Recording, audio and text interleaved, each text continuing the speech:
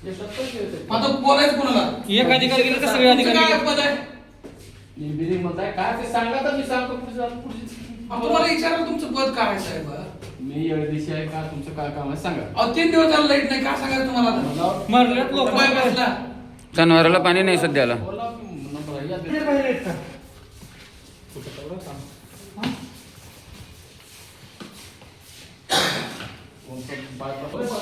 Bye मला मोरे वाटतं. नाही नाही मोरेनला लावून काय मतलब नाही. मोरेंशी भेट झालेली आहे. हो.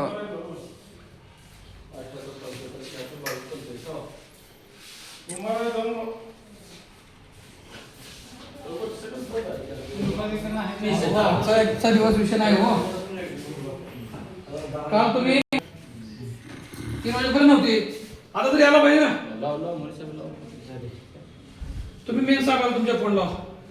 फोन लावा साहेब. अहो तुम्ही बरं ते तुम्ही मेन साहेबाला फोन लावा असं आले. आम्ही बोलतोय, आम्ही आमच्या पद्धतीने बोलतो. तुम्ही हा. लावा, तुम्हाला काय प्रॉब्लेम नाही असं. बाहेर कामाला गेले सगळे.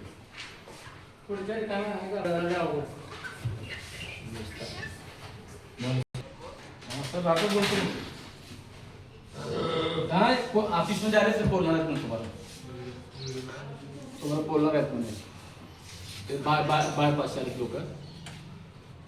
बोला. हॅलो हॅलो, नमस्कार सर, कुठे आहात? घरी गेलेत का जेवायला? बरं. तुमचा अधिकारी तर आम्हाला खोटं सांगतोय, बलसूरला गेलेत त्याला. कामावरती साईटवर. बरं काय झालं साहेब? 3 दिवस झालं लाईट नाही तिकडला, तुमचा फॉल्ट निघत नाही. काल येऊन मोरे साहेबांना भेटून गेलो. हा कुंभार म्हणून साहेब आहेत बघा आमच्याकडे. बायपास. हा सीएनजी पंपापाशी. सीएनजी पंपाच्या जवळ.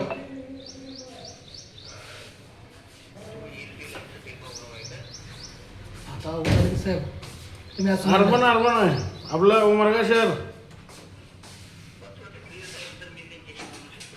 साहेब तुम्ही सगळ्याला काल बोललो, तुम्ही त्या कुंभार साहेबाला विचारा. त्यांनी म्हटले होते इथं जरा जेसीबीचं काम आहे, त्यांना जेसीबी सुद्धा पाठवून दिली होती काल आपण.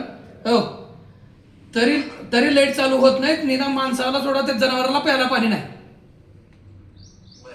आज 3रा दिवस आहे. ते आजच्या तारखेत काय नाही करून साहेब तिथली लाईन चालू झाली पाहिजे. मी बोललो काल त्यांना येऊन, त्यांना आज तुमच्या भाषेत सांगा किंवा आजच्या तारखेत चालू झालं पाहिजे.